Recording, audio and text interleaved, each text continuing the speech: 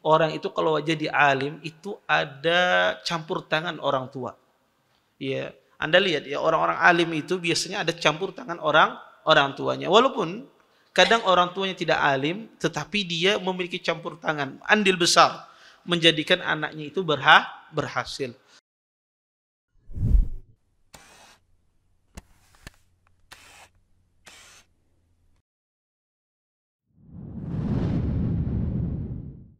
Assalamualaikum warahmatullahi wabarakatuh. Innal hamdalillah nahmaduhu wa nasta'inuhu wa nastaghfiruh wa na'udzu billahi min shururi anfusina wa min sayyiati a'malina. May yahdihillahu fala mudilla lahu wa may yudlil fala hadiya lahu. Asyhadu an la ilaha illallah wahdahu la syarika lahu wa asyhadu anna Muhammadan abduhu wa rasuluh.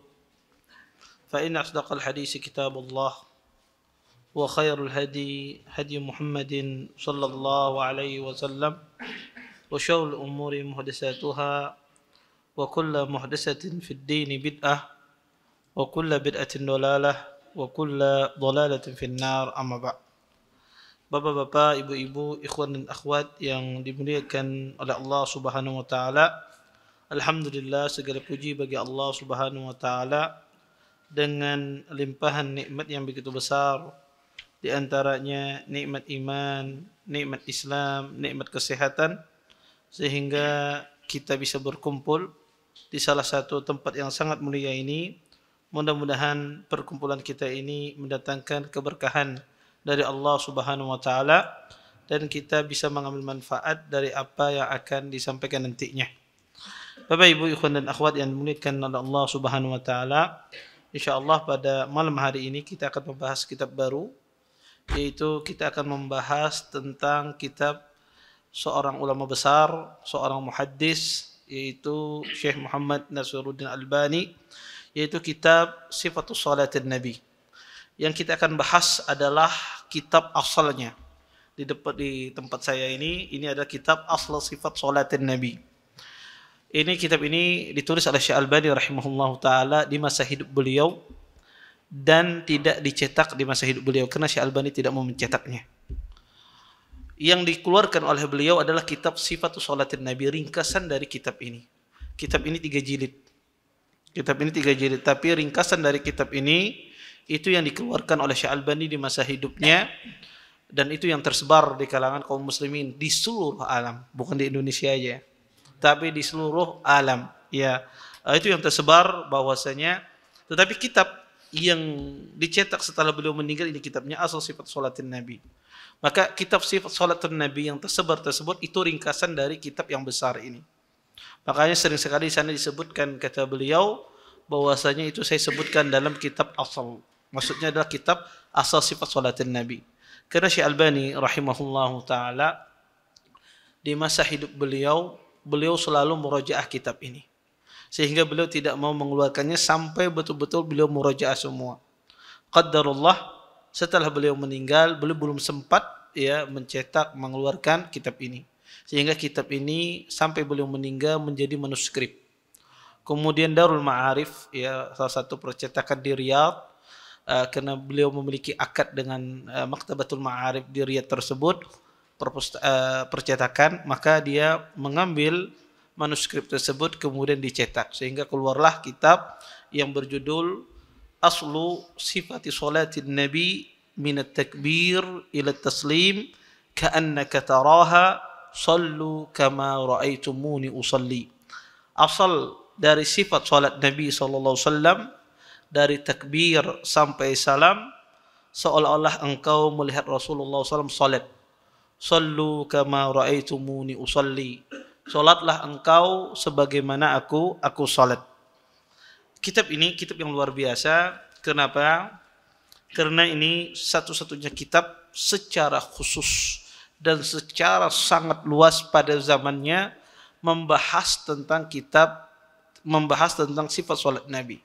Dulu berbicara tentang masalah salat itu disebutkan di buku-buku fikih, disebutkan di dalam buku-buku madhab, tapi tidak ada yang menyebutkan secara khusus secara spesifik, secara sangat mendalam, sangat luas, berkaitan tentang masalah solat, baik itu ya sifat-sifat solat Nabi SAW dan hadis-hadis yang berkaitan tentang sifat solat Nabi, dikumpulkan semuanya dalam satu bab, tidak ada. Maka Syekh Albani rahimahullah ta'ala, beliau menulis dalam kitab ini dan tidak didahului sebelum beliau yang menulis seperti metode penulisan beliau, dan itu ciri khas Syekh Albani rahimahullah ta'ala. Hampir banyak sekali buku-buku beliau tidak didahului orang-orang sebelumnya bagaimana cara menulisnya. Ya, ini di salah satu kelebihan yang Allah berikan, ya, bahwasanya salah satu kitab beliau Kitabul Janazah, Kitabul Janais, ya, kitab tentang masalah jenazah, itu juga hampir sama dengan kitab sifat salat. Beliau kumpulkan semua hadis-hadis yang berbicara tentang sifat salat Nabi sallallahu alaihi wasallam. Baik. Insyaallah pada malam hari ini kita akan membahas muqaddimah saja. Muqaddimah yang berkaitan tentang Syekh Albani rahimahullahu taala dan juga berkaitan dengan kitab yang akan kita bahas ini. Kata orang, kalau tidak kenal maka tidak cinta. Oh, tidak sayang tidak cinta ya. Tidak kenal juga nanti tidak cinta. Ya. Baik. Bapak Ibu ikhwan dan akhwat yang dimuliakan oleh Allah Subhanahu wa taala, Syekh Albani rahimahullahu taala, nama beliau adalah Muhammad Nasiruddin Ibnul Hajj Nuh Al-Albani. Nama Syekh Albani rahimahullahu taala, nama beliau adalah Muhammad Nasiruddin Ibnul Hajj Nuh Al-Albani. Beliau Bapak Ibu dilahirkan pada tahun 1333 Hijriah. Ya, beliau dilahirkan pada tahun 1330 Hijriah atau bertepatan dengan tahun 1914 miladi. Ya, 1914 miladi. Syekh Albani rahimahullah taala dilahirkan di Albania. Ya, dilahirkan di Albania. Maka beliau aslinya bukan orang Arab, tapi aslinya orang Albania. Ustadz Albania itu di mana? Di luar negeri. Ya, maka beliau dilahirkan di sana di Albania. Taib. Ayo. Mungkin ini ada peringatan Allah. Taib, ini pertanyaan. Saya kira ada teguran nih. Taib. Bapak Ibu ikhwan dan akhwat yang dimuliakan oleh Allah Subhanahu wa taala, beliau dilahirkan di Albania. Kemudian ketika raja di situ, sistem kerajaan di saat itu, raja Albaninya berubah, ya, diganti dengan Ahmad Zagu, ya, maka di saat itu terjadi modernisasi yang luar biasa sehingga keterbukaan, kebebasan yang luar biasa. Maka Syekh Albani diajak oleh bapaknya dan keluarganya untuk berhijrah dari Albania. Ya, beliau berhijrah ke kota Dimishq, yaitu ke kota Suriah. Disitulah Syekh Albani rahimahullahu taala dibesarkan. Dari sejak kecil sampai besar beliau hidup di Suriah. Beliau, atau tepatnya beliau hidup berada di kota Damaskus. Nah, Syekh Albani rahimahullahu taala, beliau melanjutkan studi beliau, belajar di Suriah, di Damaskus, ya, di Madrasah Ibtidaiyah, Al-Is'ab Al-Khairi, namanya Al-Is'ab Al-Khairi. Beliau menyempurnakan 6 tahun di sana belajar. Kemudian setelah itu beliau mulazamah dengan bapak beliau, karena bapaknya Syekh Albani rahimahullahu taala salah satu alim besar di dalam ulama madhab Hanafi. Bapak beliau, ya, Al-Hajj Nuh, ya, beliau adalah alim besar dalam ulama Hanafi. Maka Syekh Albani rahimahullahu taala belajar secara khusus dengan bapaknya, ya, khususnya dalam fikih madhab Hanafi. Beliau mengambil madhab bapaknya, belajar secara khusus. Kemudian Syekh Albani juga, ya, menghatamkan Quran dengan bapaknya, hafal Quranul Karim, ya, dengan riwayat Hafs dan Asim. Dan ini lihat, ya, orang itu kalau jadi alim itu ada campur tangan orang tua. Ya, Anda lihat, ya, orang-orang alim itu biasanya ada campur tangan orang tuanya. Walaupun kadang orang tuanya tidak alim, tetapi dia memiliki campur tangan, andil besar menjadikan anaknya itu berhasil. Makanya jangan orang tua itu berharap duduk di rumah ya bercari ya kemudian nyokolahkan anak sudah selesai anak akan jadi orang alim. Tidak, harus ada andil besar.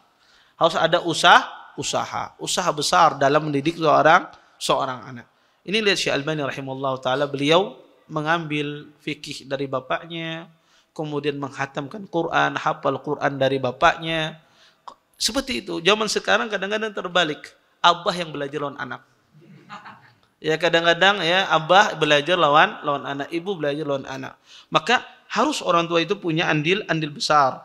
Kemudian Syekh Albani rahimahullah taala beliau belajar kepada ulama-ulama yang lain di Suriah. Di antaranya beliau belajar kepada Syekh Sa'id Al-Burhani ya tentang masalah fikih Hanafi ya dan ya ulama-ulama yang lainnya.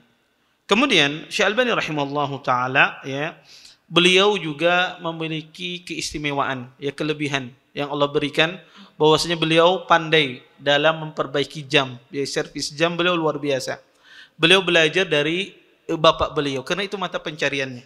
Ya, mata pencarian bapak beliau, maka Syekh Albani rahimahullah taala juga belajar.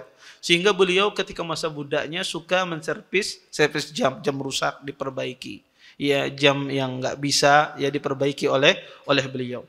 Kemudian kapan beliau belajar ilmu hadis? Sejak kapan Syekh Albani rahimahullah taala belajar ilmu hadis? Maka Syekh Albani rahimahullah taala ketika di usia beliau kurang lebih 20 tahun ya, beliau pernah membaca majalah Al-Manar. Majalah Al-Manar. Majalah Al-Manar itu ya diketuai oleh Syekh Muhammad Rashid Ridha. Maka Syekh Albani rahimahullah taala di dalam majalah Al-Manar itu ya banyak masalah hadis-hadis takhrij Rashid Ridha. Maka Syekh Albani tertarik ya dengan majalah Al-Manar tersebut, khususnya berkaitan dengan hadis-hadis Nabi sallallahu alaihi wasallam. Mulailah Syekh Albani belajar ilmu hadis. Ya, beliau belajar karena ketertarikan beliau dari majalah Al-Manar. Maka di situ beliau semangat belajar ilmu hadis, belajar ilmu mustalah, belajar dengan guru-guru beliau.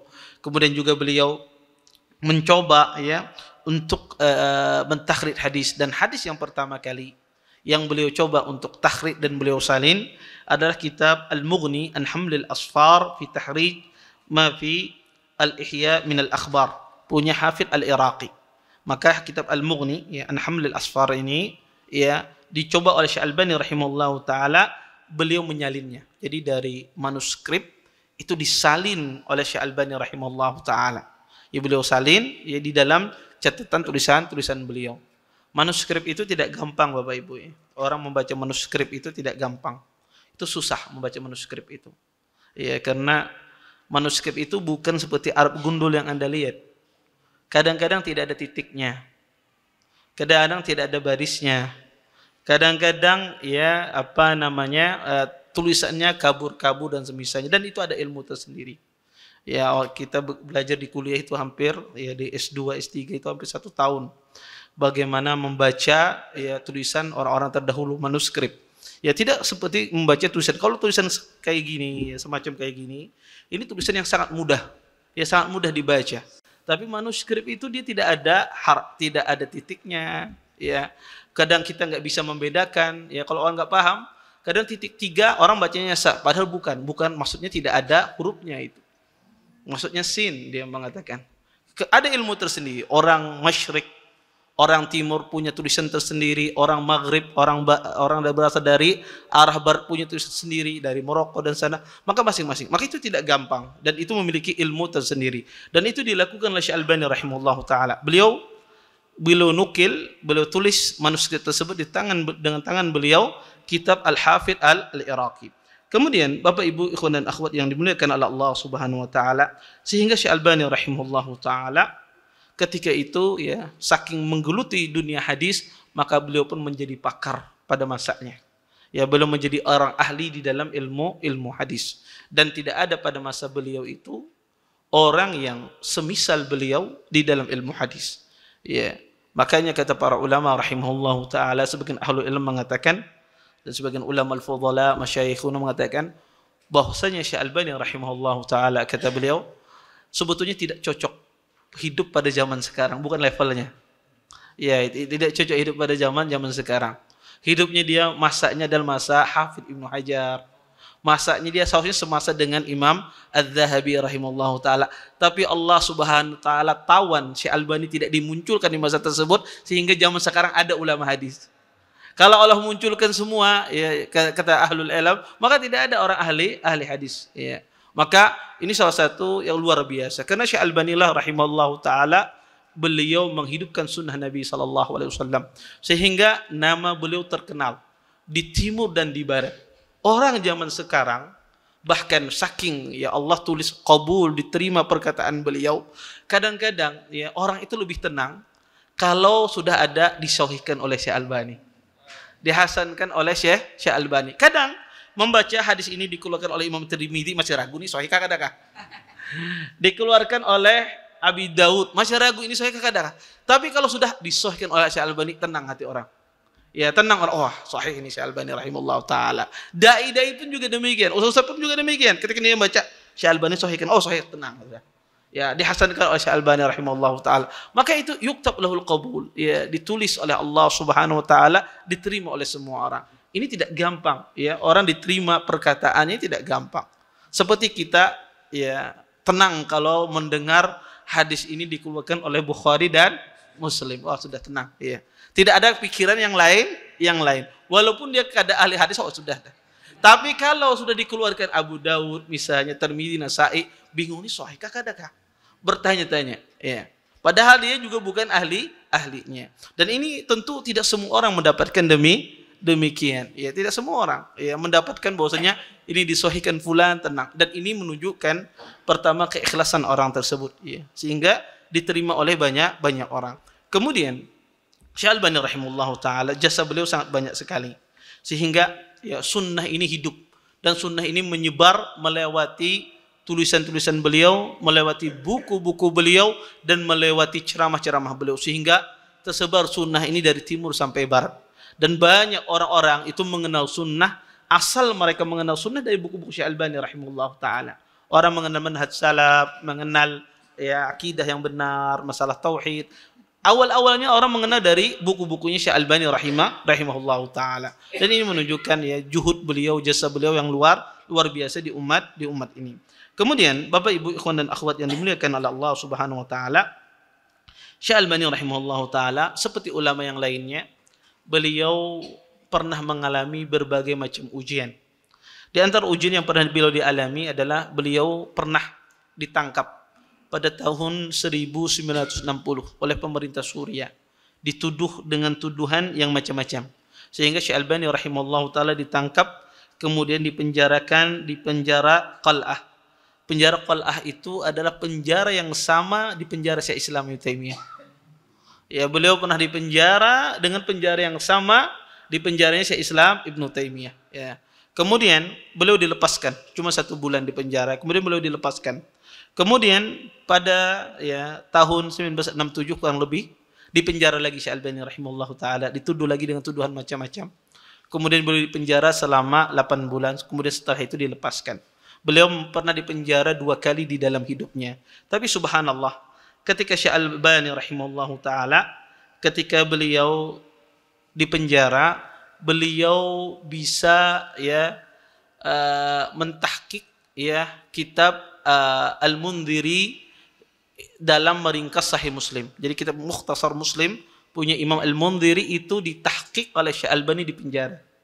Ya selama 8 bulan beliau gunakan untuk mentahqiq. Itulah para ulama. Tidak pernah waktu mereka itu berhenti dari mengarang, dari menulis. Kalau kita di penjara nangis saja.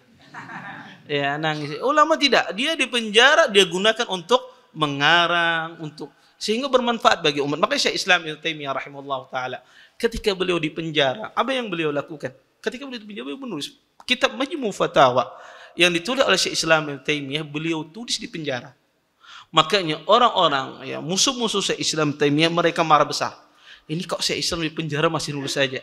Ya. Maka salah satu kata para ulama sebab meninggal Syekh Islam Ibnu Taimiyah, salah satu sebab beliau meninggal apa? Diambil penanya, diambil kertasnya, tidak diizinkan lagi menulis. Diambil penanya sehingga beliau itu ya tidak tersalurkan. Ya. Kata para ulama itu salah satu sebab kenapa beliau jatuh sakit. Ya. Ya orang itu kalau kadang tidak disalurkan otaknya, ya tidak disalurkan, maka dia kemana menyalurkan? Ya, dia tulisannya ya tidak bisa dia salurkan. Makanya kata Syekh Islam, madza fa'ala a'da'u bi, kata Syekh Islam, apa yang dilakukan oleh musuhku kepadaku? Ya. Kata beliau, apa yang dilakukan musuhku? Kata beliau, ya, sesungguhnya aku di penjara itu aku bisa mengakukan apa saja, menulis, ya, mengarang, berbicara. Maka itulah seorang muslim dimanapun tempatnya, kapanpun dia selalu memberikan manfaat. Dan itu yang dilakukan oleh Syekh Albani rahimahullahu taala. Kemudian Bapak Ibu ikhwan dan akhwat yang dimuliakan oleh Allah Subhanahu wa taala, tentu ya, Syekh Albani rahimahullahu taala banyak sekali pujian-pujian para ulama tentang beliau. Tentunya yang memuji ini adalah ulama-ulama besar. Di antara ulama yang memuji beliau, saya sebutkan sebahagian. Di antaranya ada Syekh bin Baz rahimahullahu taala. Kata Syekh bin Baz rahimahullahu taala, kata beliau, "Ma ra'aitu tahta adimis sama 'aliman bil hadis fil asr al hadis misla Allama Muhammad Nasiruddin Al-Albani." Kata Syekh bin Baz rahimahullahu taala, saya tidak melihat di bawah kolong langit yang alim di dalam ilmu hadis pada zaman sekarang yang alimnya seperti Syekh Muhammad Nasiruddin Al-Albani. Tidak ada, kata Syekh bin Baz, saya melihat orang yang alim semisal dengan Syekh Albani rahimahullah taala. Padahal Syekh bin Baz seorang muhaddis. Beliau juga ahli hadis, Syekh bin Baz rahimahullah taala. Tetapi kata beliau, tidak ada seseorang yang saya lihat keilmuan di dalam ilmu hadis melebihi Syekh Albani rahimahullah taala. Bahkan ulama tafsir Syekh Muhammad Amin As-Sinkiti rahimahullah taala, ketika Syekh Albani rahimahullah taala, Syekh Albani rahimahullah taala sempat mengajar di Universitas Islam Madinah. Beliau pernah mengajar di Universitas Islam Madinah kurang lebih 3 tahun. Ya, dan di antara murid-murid beliau adalah Syekh Rabi dan yang lainnya. Ya, maka banyak di antara murid-murid Syekh Albani rahimahullahu taala. Di Madinah pada saat itu ada salah satu ulama muhaddis juga ulama besar, yaitu Syekh Hamad Al-Ansari. Dulu pada masa Syekh Albani ada 2 ulama hadis yang besar di kota Madinah, Syekh Albani rahimahullahu taala dan Syekh Hamad Al-Ansari. Syekh Hamad Al-Ansari ini anak beliau adalah Syekh Abdul Bari. Ya, Syekh Abdul Bari terkenal ya di kota Madinah, terkenal pakar hadis di kota Madinah. Maka Syekh Hamad Al-Ansari ini sejaman dengan Syekh Albani rahimahullahu taala. Karena pada masa mereka itu yang sangat terkenal ulama hadis 3 orang. Selevel pada angkatan Syekh Albani rahimahullahu taala, ulama hadis yang terkenal pada masa mereka itu cuma 3 orang yang sangat terkenal. Ada ulama-ulama hadis tapi tidak setenar 3 orang ini. Di antaranya yang ketiga itu adalah Syekh Ahmad Syakir. Ya, Syekh Ahmad Syakir ini dari Mesir. Ya, dan kalau Anda lihat baca kitab Musnad Ahmad, yang pertama kali mentahqiq kitab Musnad Ahmad ada Syekh Ahmad Syakir. Maka Syekh Albani rahimahullahu taala, ketika Syekh Muhammad Amin As-Sinkiti rahimahullahu taala, ketika beliau mengisi ya tafsir, ya Syekh Muhammad Amin As-Sinkiti ini terkenal. Tafsir beliau Adwaul Bayan. Ya, tafsir beliau ini tafsir yang paling hebat, paling luar biasa. Tapi sayangnya tafsir beliau ini tidak sampai selesai. Anda kalau membaca tafsir As-Sa'di, tafsir Syekh Ahmad As-Sinkiti, kadang mau berhenti membacanya. Kenapa? Saking indahnya. Setiap Anda membaca pengen baca terus. Kenapa? Karena indah sekali bahasanya, terus faedahnya itu banyak sekali. Makanya kalau pian punya buku tafsir Syekh As-Sa'di, punya buku tafsir Syekh Muhammad Amin As-Sinkiti, pian pasti kada bosan membacanya. Ya, maka kalau pian kada bisi sekarang nukar kan insyaallah ya. Ya bagus ya, orang harus punya tafsir ya, buku tafsir di rumah itu. Ya, sudah diterjemahkan di dalam bahasa Indonesia. Ya punya, ya. Berapa harganya tukar? Jangan ragu-ragu ya mengeluarkan uang untuk buku ya. Karena buku itu harta yang paling berharga. Kemudian kata Syekh Ahmad Asy-Syankiti rahimahullahu taala, dikatakan setiap Syekh Albani rahimahullahu taala lewat di Masjid Nabawi itu, di depan pelajarannya Syekh Muhammad Asy-Syankiti, Syekh Muhammad Asy-Syankiti berdiri salam kepada Syekh Albani, berhenti pelajaran beliau saking beliau menghormati Syekh Albani rahimahullahu taala. Karena ini ulama-ulama besar, Syekh Albani rahimahullahu taala.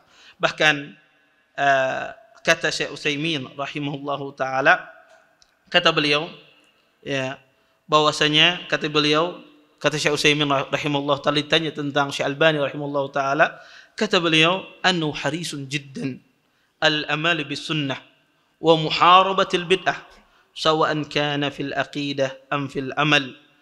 أما من خلال قراءتي لمؤلفاته فقد عرفت عنه ذلك وأنه ذو علم جم في الحديث رواية ودراية وأن الله تعالى قد نفع فيما كتب كثيرا من الناس من حيث العلم ومن حيث المنهج والاتجاه إلى علم الحديث وهذه ثمرة كبيرة للمسلمين ولله الحمد.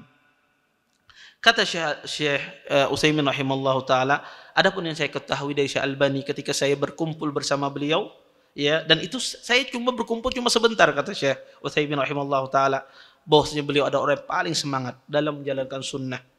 Kemudian kata beliau, orang yang luar biasa dalam memerangi bid'ah, dan beliau memerangi bid'ah baik itu dalam berkaitan dengan akidah, baik itu berkaitan bid'ah dengan amaliyah, diperangi oleh Syekh Albani rahimahullahu taala. Adapun dari buku beliau, pengetahuan saya tentang karangan-karangan beliau, bahwasanya beliau adalah orang yang memiliki ilmu hadis yang banyak, baik itu secara riwayah dan dirayah, dan Allah Subhanahu wa taala telah menjadikan buku-bukunya memberikan manfaat yang sangat banyak bagi manusia dari sisi ilmu, dari sisi manhaj, dan juga dari sisi permasalahan ilmu hadis, dan ini adalah buah yang besar bagi kaum muslimin dan segala puji bagi Allah Subhanahu wa taala. Ini pujian-pujian para ulama tentang Syekh Albani rahimahullahu taala. Bahkan Syekh Muqbil, ya, beliau pernah memuji dengan pujian yang sangat indah. Kata beliau, ya, walladzi a'taqiduhu wa adinu Allah bihi. Kata Syekh Muqbil rahimahullahu taala, yang saya yakini dan saya beragama kepada Allah dengannya, anna Syekh Muhammad Nasiruddin Albani minal mujaddidin, bahwa Syekh Nasiruddin Albani adalah termasuk orang yang mujaddid, pembaharu di dalam perkara agama, ya, sebagaimana dikatakan oleh Nabi sallam, innallaha yab'asu ala ra'si kulli mi'ati sanah man yujaddidu laha amra diniha. Kata Nabi sallallahu alaihi wasallam, sesungguhnya Allah Subhanahu wa taala akan mengutus setiap 100 tahun orang yang memperbaharui agamanya. Maka kata Syekh Muqbil, dan saya meyakini Syekh Albani termasuk orang yang mujaddid, pembaharu, sebagaimana disebutkan di dalam hadis ini. Masya Allah. Ini adalah pujian-pujian yang luar biasa yang disebutkan oleh para ulama rahimahullahu ta'ala. Kemudian Bapak Ibu, ikhwan dan akhwat yang dimuliakan oleh Allah Subhanahu wa ta'ala, Syekh Albani rahimahullahu ta'ala, beliau meninggal pada tahun 1420 Hijriah, atau bertepatan pada tahun 1999. Ya, kurang lebih di bulan Oktober beliau meninggal, kemudian dikuburkan setelah Isya. Ya, Syekh Albani rahimahullahu taala, ya, beliau meninggal ya sebelum tahun 2000, ya, hampir mendekati tahun 2000. Maka ini sejarah singkat dari Syekh Albani rahimahullahu taala. Kemudian beliau berwasiat. Di antara wasiat Syekh Albani rahimahullahu taala, beliau berwasiat bahwasanya semua buku beliau yang beliau miliki di rumah beliau, maka beliau wakafkan untuk Universitas Islam Madinah. Semuanya. Maka beliau wakafkan semuanya. Bukunya, itu wasiat beliau. Maka akhirnya dikirim semua buku Syekh Albani, perpustakaan beliau, dan tulisan-tulisan tangan beliau dikirim ke Universitas Islam Madinah. Dan kalau Anda pergi ke Universitas Islam Madinah, pergi ke perpustakaannya, ada perpustakaan khusus Syekh Albani rahimahullahu ta'ala. Ya, khusus. Ya, Anda lihat bagaimana buku beliau sangat banyak sekali. Ya. Dan itu menunjukkan kealiman beliau. Dan sampai sekarang ada tulisan tangan Syekh Albani rahimahullahu taala belum dicetak. Sampai sekarang ada tulisan tangan Syekh Albani rahimahullahu taala belum dicetak. Dan ini menunjukkan bahwa karangan beliau sangat banyak. Bahkan yang paling unik adalah ketika beliau meringkas Syarah Sahih Muslim, ya. Ringkasan beliau, ada takliknya beliau di situ. Selesai meringkas buku beliau dicuri orang. Padahal besok mau beliau serahkan, sudah dirapikan mau diserahkan, dicuri oleh orang. Subhanallah. Ya, gitulah para ulama rahimahullah taala. Buku mereka dicuri, ya. Mungkin zaman sekarang mungkin HP Ustadz dicuri. Ya. Maka ya, zaman dahulu luar biasa. Ya, bagaimana semangat mereka. Makanya Syekh Albani rahimahullah taala ulama dalam ilmu hadis. Maka orang zaman sekarang itu adalah ya omong kosong. Kalau dia mengatakan Syekh Albani apa, maka dia siapa? Dia mentakhrij satu hadis saja tidak bisa. Ya, dia mentakhrij, tapi omongnya ganal benar. Ya, omongnya ganal. Maka kata pepatah, ini seperti yang dikatakan oleh para pepatah, ya natihul jibal, ushfuq ala ra'sik.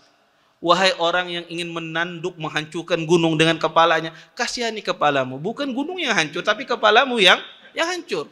Maka Syekh Albani kata Rumah jibal seperti gunung. Iya. Seseorang yang ingin memecahkan gunung, maka yang pecah adalah kepalanya. Makanya orang yang membantah Syekh Albani tidak perlu dibantah. Dia pecah sendiri orangnya.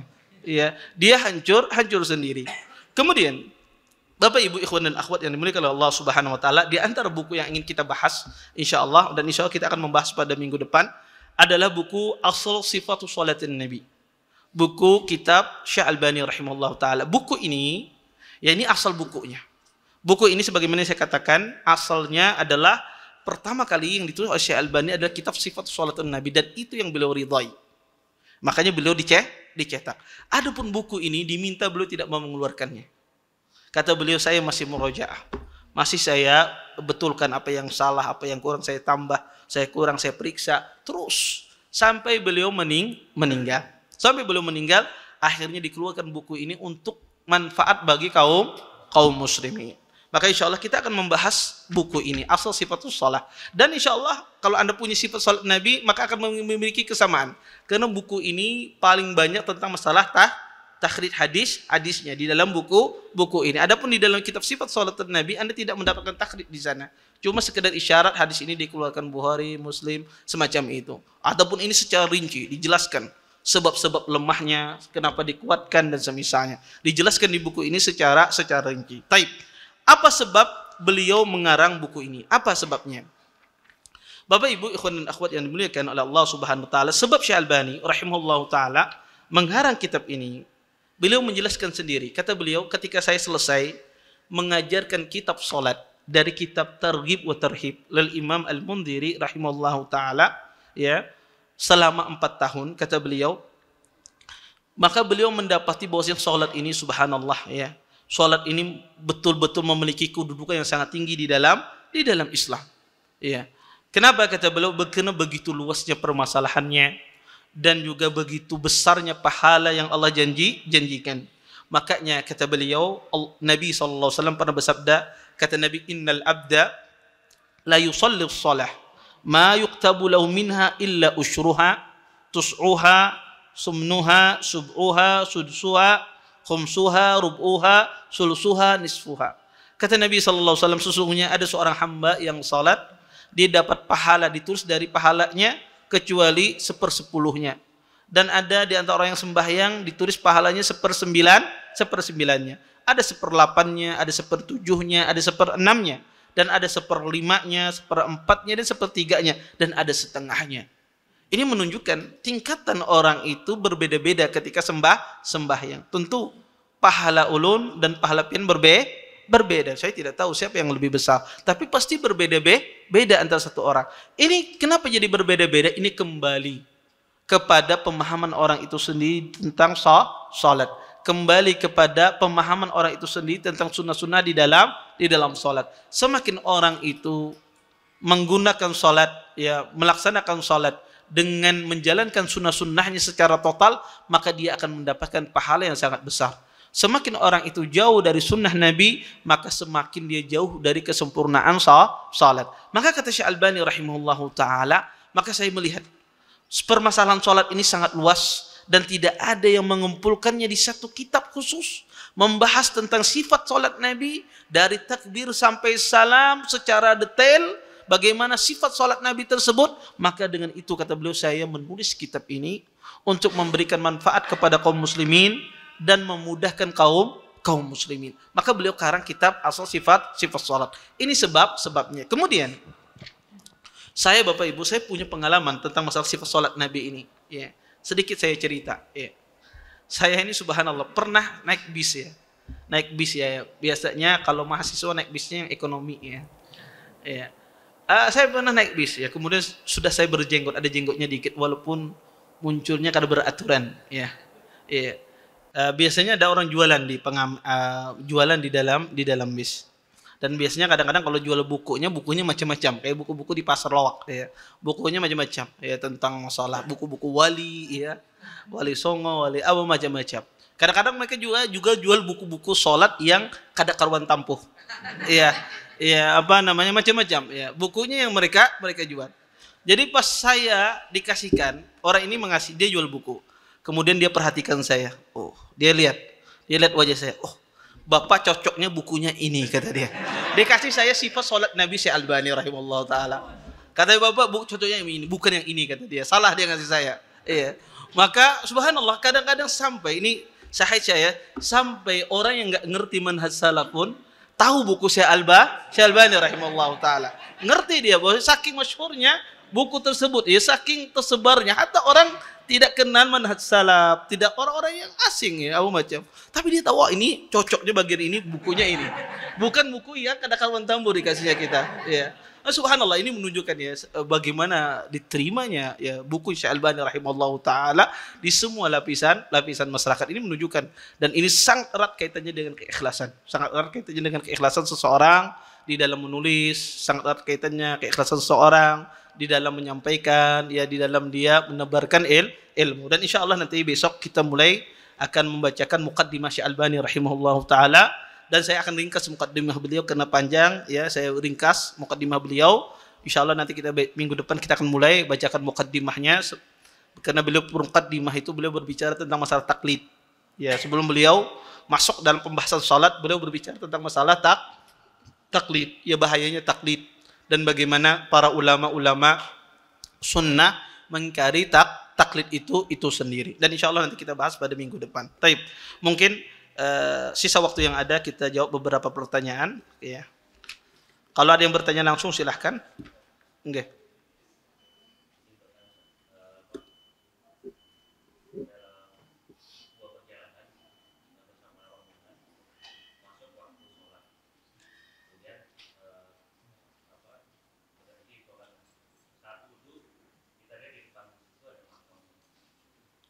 Di depan masjidnya.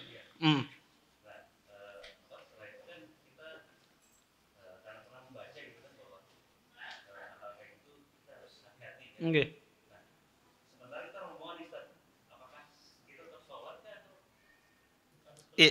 Iya. Jazakumullah khair atas pertanyaannya.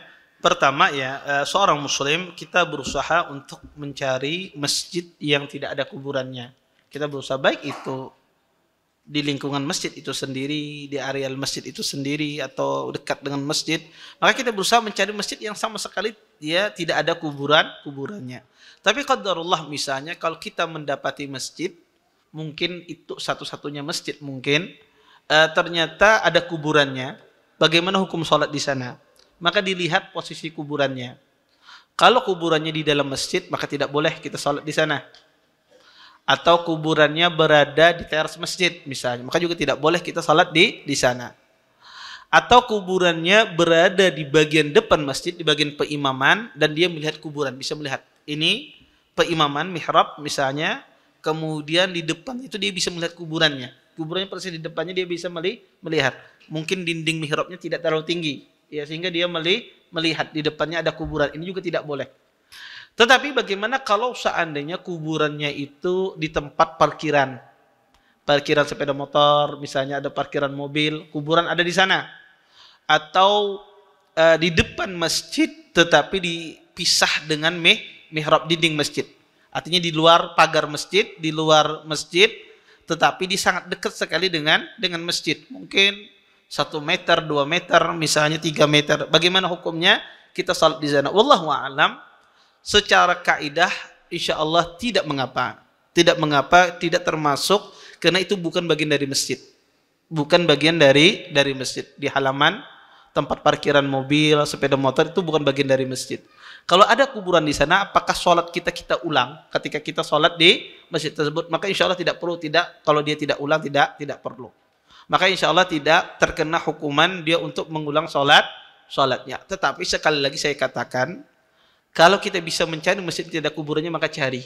Ya, karena itu lebih baik, lebih bagus, dan lebih tenang kita sholatnya. Tetapi saya mau bicara ini kalau sudah terjadi. Kalau sudah terjadi semacam itu apa Ustaz? Maka Anda lihat posisi kuburannya. Kalau posisinya di halaman masjid, yang mana halaman itu tempat parkiran, sepeda motor dan semisalnya, maka insya Allah kalau Anda pernah sholat di sana, maka tidak perlu Anda ulang sholatnya. Atau misalnya di depan mihrab, ya di depan mihrab tapi diputus dengan dinding masjid dan ada jarak misalnya 1 meter 2 meter misalnya, maka insya Allah juga itu tidak tidak perlu dia ulang sholatnya. Tapi lain kali jangan dia sholat di tempat-tempat tersebut. Cari tempat yang betul-betul tidak ada kuburannya. Wallahu a'lam. Ada lagi yang lain? Ya.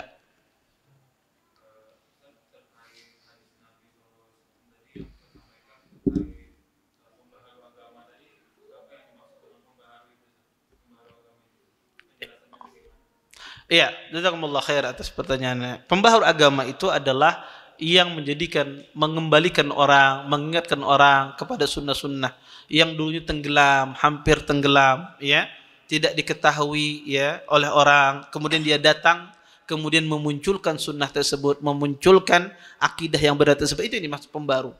Ya, karena sebelum Syekh Albani rahimahullah taala hampir ya orang itu tenggelam ilmu hadis tersebut. Hampir orang tidak tahu. Muncul Syekh Albani rahimahullah taala, maka muncul kembali sarwah ilmiah, ya. Kalau bahasanya revolusi ilmu hadis, ya. Muncul revolusi ilmu hadis secara besar-besaran. Orang belajar hadis akibat Syekh Albani rahimahullah taala. Bahkan lawannya Syekh Albani pun belajar hadis dia.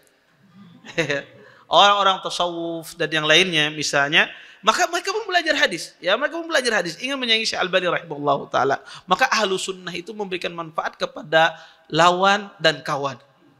Ya, orang coba Anda perhatikan orang ahlu sunnah, ketika dia ahlu sunnah ini ketika mengajarkan dalil apa macam, maka lawannya pun yang bahari kada berdalil, ini berdalil. Kadang-kadang hadisnya ini lemah tapi kada apa-apa dia amalkannya. Jangan itu.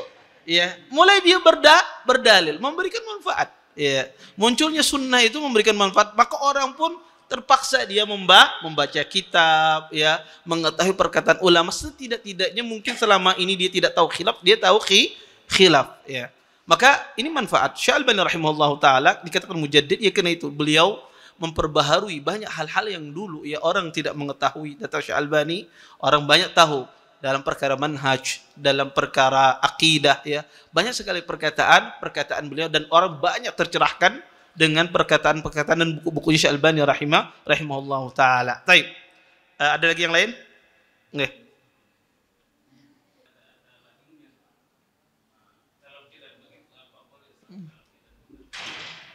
Ya.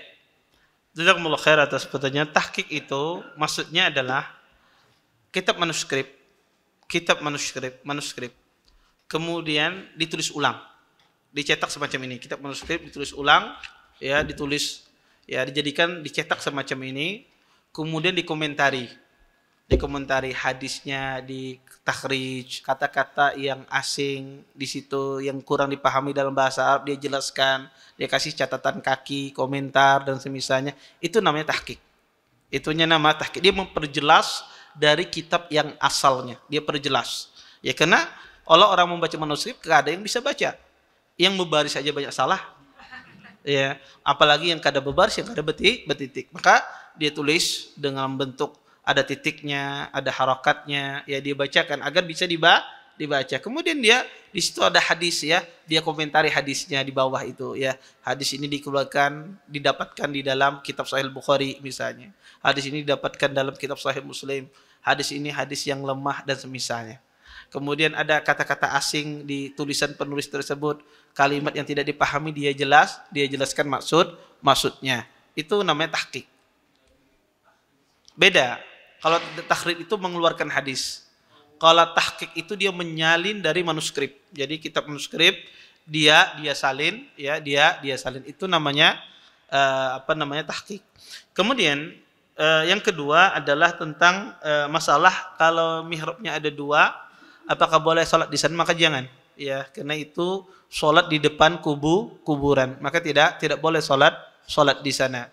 Adapun yang ketiga, kalau boleh tidak memukul wajah, kalau tidak dipukul kita mungkin ditikam dengan pisaunya dan semisalnya, dan harus mengharuskan memukul wajah. Kalau seandainya mengharuskan memukul wajah, tidak ada cara yang lain, maka diperbolehkan, ya, untuk menyelamatkan jiwa, maka diperbolehkan, ya, seseorang mengambil mudarat yang ringan. Mukul wajah itu mudarat, tapi mudaratnya lebih ringan ketimbang dia ditikam oleh preman tersebut. Wallahu a'lam. Baik. Kita lanjutkan. Ini ada pertanyaan dari kertas. Beliau bertanya, Bismillah, afwan Ustadz di luar tema, apa hukumnya kita dengan sengaja menyusul anak saudara kita atau kita dengan sengaja menyuruh saudara kita, apa hukumnya kita dengan sengaja menyusui anak saudara kita atau kita dengan sengaja menyuruh saudara kita menyusui anak kita dengan maksud agar mereka jadi saudara persusuan. Syukran. Pertama, menyusui anak orang itu harus izin dari ibu dan bapaknya. Kalau ibu bapaknya mengizinkan untuk disusui maka tidak ada masalah. Tapi jangan kita menyusui tanpa izin ibu dan bapaknya. Itu tidak boleh. Ya. Kadang orang begitu dekatnya dia dengan saudaranya, begitu dekatnya akrabnya dengan saudaranya, kadang-kadang sebagian kita menaruh anaknya di wadah saudaranya atau saudaranya. Kebetulan saudarinya juga lagi melahirkan. Kadang anaknya nangis digendong, disusu, ya semacam itu. Maka ini sebetulnya harus izin. Ya, harus izin terhadap ibu dan bapaknya. Karena nanti kalau disusui jadi saudara susuan, kada bolehkah kawin dan seterusnya. Maka harus diizinkan. Kalau sudah diizinkan tadi seperti pertanyaan ini diizinkan, kita menyuruh untuk menyusui anak kita, saudara kita, maka tidak ada masalah. Nanti risikonya kalau dia sudah 5 kali susuan, 5 kali isapan, ya, maka dia saudara susuan.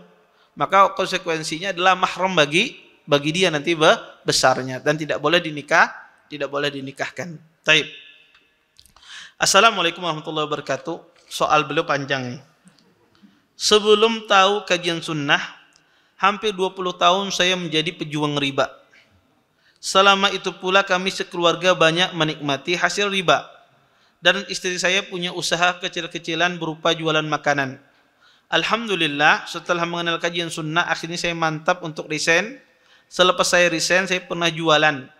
Sekalian melamar pekerjaan di tempat lain, namun tidak mendapat panggilan. Qadarullah, dagangan yang saya jalankan tidak sesuai dengan ekspektasi. Kemudian saya beralih profesi jadi driver online. Namun penghasilan yang didapat oleh istri saya dianggap belum memenuhi kebutuhan rumah tangga kami. Akhirnya saya putuskan untuk ikut istri wirausaha, bantu proses dan menjual makanan biiznillah. Setelah ikut usaha istri, akhirnya usaha tersebut cukup untuk memenuhi kebutuhan keluarga kami. Seiring dengan berjalannya usaha, semakin bertambah pula omset penjualan, semakin berkembang pula usaha kami. Permasalahan kemudian muncul. Hampir setiap ada masalah di rumah tangga kami. Istri saya mengucapkan dengan kata-kata yang merendahkan saya. Di antara kalimat yang sering dia lontarkan adalah bahwa saya tidak pernah memberi nafkah keluarga. Lalu saya menjawab, apakah tenaga yang saya curahkan untuk membantu proses penjualan tersebut tidak disebut membantu dalam memenuhi nafkah? Dan selama membantu dia, saya juga sambil bekerja sebagai driver online dan sesekali masih ikut melamar pekerjaan. Namun tidak ada panggilan, mungkin karena usia saya sudah tidak produktif lagi. Hal ini terus saya lakukan karena istri menginginkan saya punya penghasilan sendiri, bukan ikut usaha dia. Pertanyaannya, bolehkah saya tinggalkan istri dan anak saya untuk merantau, Ustaz? Meskipun saya tahu konsekuensinya istri saya akan kerepotan dalam menjalankan usahanya dan memenuhi kebutuhan anak-anak kami. Karena saya sudah terlanjur sakit hati dengan ucapannya yang sering merendahkan martabat saya sebagai suami, terlebih di hadapan anak kami. Kemudian pada kesempatan ini pula, saya mohon diberikan nasihat untuk kami berdua, Ustaz. Jazakumullah khairan atas jawaban dan nasihatnya. Barakallahu fikum. Baik. Bapak Ibu, ikhwan dan akhwat yang dimuliakan oleh Allah Subhanahu wa taala, di dalam agama Islam, seseorang itu boleh membalas kezaliman dengan kezaliman. Kata Allah, wa in aqabtum fa'aqibu bimisli ma uqibtum. Jika engkau dizalimi, maka balas dengan zaliman yang semisal. Makanya kata orang Arab, kalau ada orang yang mengatakan kamu himar, katakan kul ya himar. Balas juga perkataan himar, itu diperbolehkan dalam Islam. Anda membalas dengan ucapan yang semisal, tetapi Islam tidak menganjurkan demikian. Islam menganjurkan seseorang berbuat fadl, berbuat sesuatu yang baik. Ketika ada seseorang yang melakukan sebuah kesalahan dari ucapannya, maka agama Islam tidak menyuruh Anda membalas dengan semisal. Tapi Anda disuruh dengan bermuamalah secara fadl, bermuamalah dengan cara yang baik. Maka pertama, saya katakan seorang istri yang berkata kasar kepada suaminya berdosa dan dosa besar. Iya. dosa besar. Makanya Allah Subhanahu wa taala menyuruh para wanita untuk dia memuliakan suaminya. Ya, Nabi SAW menyuruh para istri untuk memuliakan suaminya.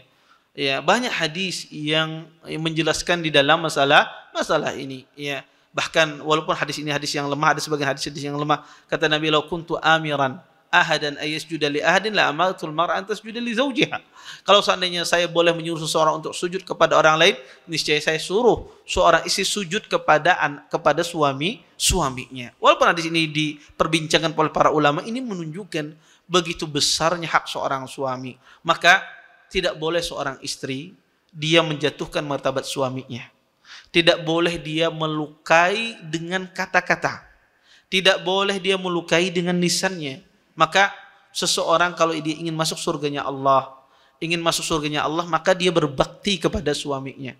Karena cara masuk termudah bagi seorang wanita, surga ada di hadapannya. Dia berkhidmah dengan suaminya dengan khidmah yang benar, bukan melukai dengan kata-kata. Karena laki-laki itu sering mudah ya tergores hatinya kadang-kadang dengan ucapan seorang istri. Maka selayaknya seorang istri itu dia angkat suaminya, dia sanjung, dia puji suaminya, ya, dia menjadikan suaminya sebagai role modelnya, idolanya, ya. Semacam itu seorang istri.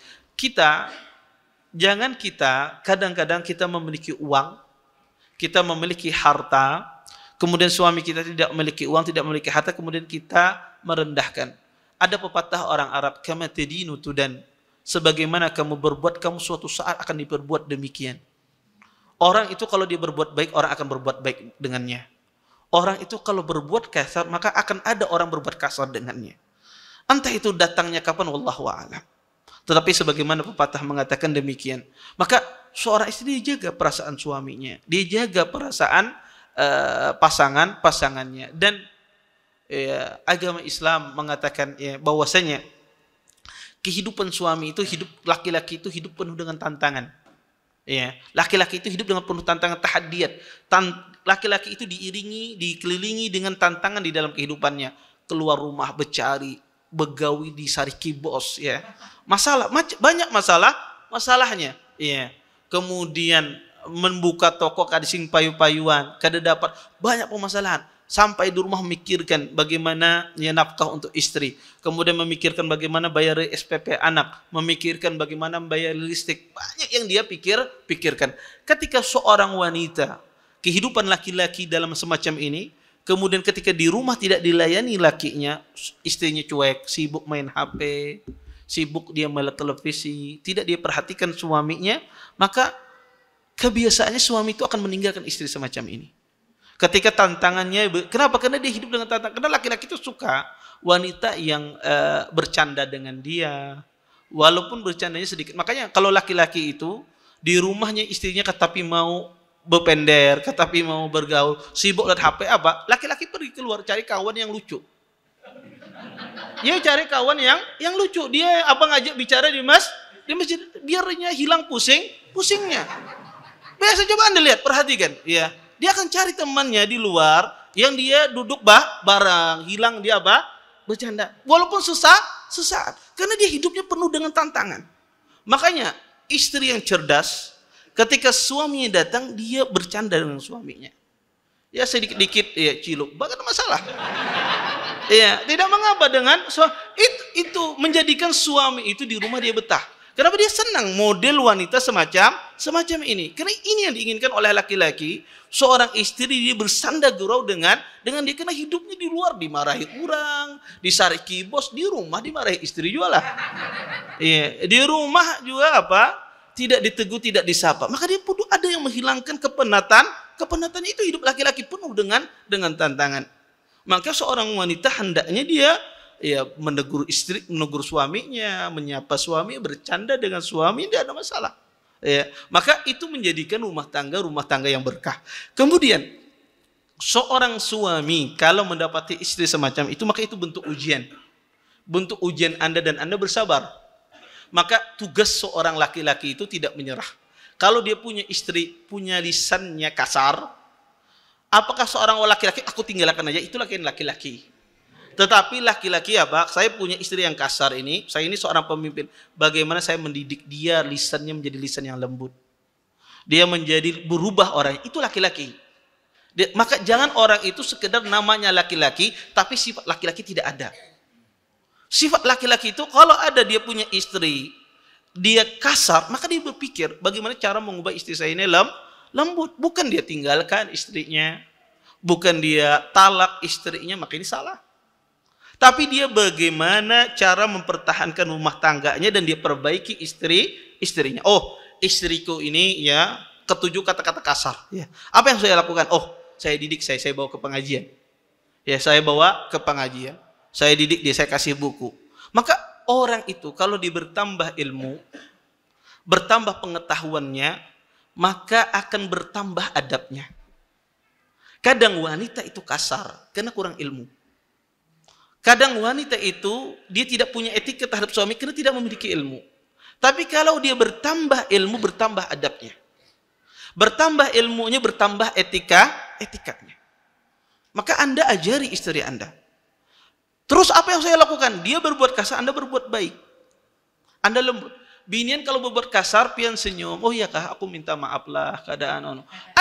Antum lembut, kemudian antum balas dengan kebaikan. Maka apa kata pepatah? Ya al-la'im idza akramtahu malaktahu.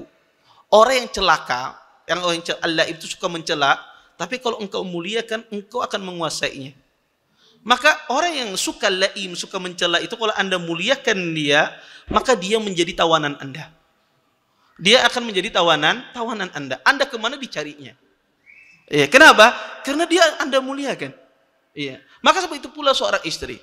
Istri Anda cerewet, ini tukarkan es krim lah. Biar sampai cerewet. Iya. Anda muliakan dia. Iya, Anda belikan ini es kelapa apa macam, biar sampai mungkin ini kehausan sok banyak pender misalnya. Tukarkan. Iya. Maka dia akan berubah. Kita muliakan dia. Maka orang itu kalau dimuliakan, dia akan berubah. Dia ketika marah pun dia malu. Oh ya Allah, kok saya malas sama orang ini? Tidak sanggup aku kayaknya marah. Hendak aja marah, tapi melihat muka laki ini kasihan gara kau marah anak. Ya. Maka seorang suami dia berusaha memperbaiki istrinya. Dan itulah ciri rumah tangga muslimah. Ya. Makanya sering saya katakan ahlus sunnah wal jamaah itu adalah orang yang paling berbahagia dalam kehidupan rumah tangganya. Kenapa? Karena mereka banyak ilmunya. Karena mereka banyak mengamalkan sunnah. Maka permasalahan yang Anda ini itu permasalahan kecil. Permasalahan yang disebutkan ini permasalahan kecil. Ini permasalahan cuma membutuh waktu mengajari adab saja. Butuh strategi yang sangat kecil saja. Untuk menjadikan istri ini beradab. Dan insya Allah dia mau beradab. Kadang istri semacam ini, dia tidak punya ilmu saja. Karena dia jauh dari ilmu. Tinggal diajari ilmu, maka dia akan beradab. Dan bukan kebaikan kita tinggalkan istri. Ya karena kita sakit hati. Laki-laki itu ya sakit hati itu buang. Ya. Kenapa? Karena permasalahan ini dialami oleh semua orang. Dialami oleh Nabi SAW bertengkar Nabi dengan istrinya. Nabi bertengkar. Pernah berantem dengan istri beliau. Bahkan Nabi bersumpah kadang ya mengharamkan apa yang Allah haramkan dari meminum madu. Turun ayat menegur. Pernah Nabi SAW, Nabi saja pernah ya berseteru di rumah tangga beliau. Istri-istri Nabi pun pernah berseteru. Itu orang mulia saja pernah berseteru, apalagi kita. Maka jangan orang membayangkan bahwasanya dalam kehidupan rumah tangga ini kehidupannya manis terus. Tidak ada permasalahan, pasti ada permasalahan. Tetapi sering saya katakan bukan besar kecilnya permasalahan dalam rumah tangga, itu bukan jadi masalah. Mau masalahnya sebesar apapun tidak ada masalah. Tetapi yang paling penting dalam masalah rumah tangga itu adalah diberikan taufik oleh Allah. Kalau Anda diberikan taufik oleh Allah, sebesar apapun permasalahan Anda, maka menjadi mudah. Dan kalau Anda tidak diberikan taufik oleh Allah, hilang kunci mobil saja istrinya ditalak. Kenapa? Karena dia tidak diberikan taufik oleh Allah. Istrinya dimarahi. Mana kunci mobilku? Mana kamu ini sudah tahu aku hendak berangkat ke dadak kunci mobil apa macam. Sudah ikam ku talak. Kadang-kadang permasalahan yang sepele dia tidak diberi taufik oleh Allah Subhanahu wa taala. Maka bukan di dalam rumah tangga itu bukan dilihat kecil atau besarnya. Dan setiap istri berbuat kasar sama kita, seorang suami introspeksi. Jangan-jangan ini ada maksiat yang saya lakukan. Karena kata salaf, saya tahu kalau ada maksiat saya lakukan, saya melihat perubahan dari istri dan kendaraan saya. Saya tahu, kata mereka. Dan itu introspeksi juga kita sebagai seorang suami, jangan kita juga merasa sempurna. Istriku kenapa kayak ini, padahal aku sembahyang, bisa jadi pun membuat dosa, ketujuan gibahi orang misalnya.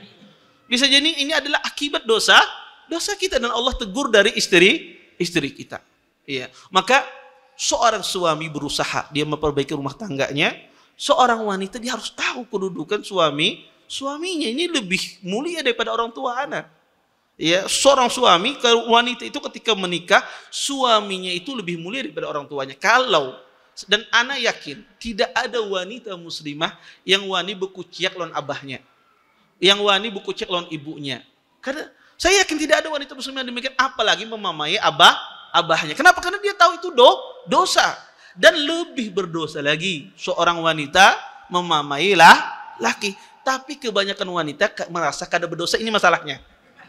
Inya memamai laki, itu nya merasa kada berdosa. Kenapa nya tahu merasa kada berdosa? Karena dia merasa itu sesuatu yang diperbolehkan dalam syariat. Ini yang dipahamkan oleh para wanita. Dipahamkan kepada para wanita bahwa saya memamai laki itu berdosa.